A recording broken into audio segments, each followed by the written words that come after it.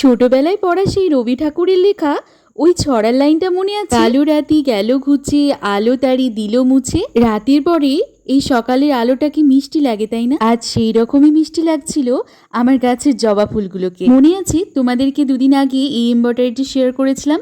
আজকে সেটা দিয়ে কি জুয়েলারি বানালাম সেটাই দেখাবো। এমব্রয়ডারিটা দিয়ে আজকে একটা চোখারের শেড বানিয়েছি। দেখো, ইয়েলোর সাথে রেড আর স্কাই ব্লু কম্বিনেশনটা ভীষণ কালারফুল, তাই না? দেখতে কিন্তু ভীষণই কিউট লাগছে। দেখো, আর তার সঙ্গে আমার নিজের হাতে বানানো সুতোর একটা রেড কালারের টার্সেল অ্যাটাচ করেছি। এই টার্সেলগুলো আমি কিভাবে বানাই কোনো একদিন তোমাদেরকে শেয়ার করব অবশ্যই।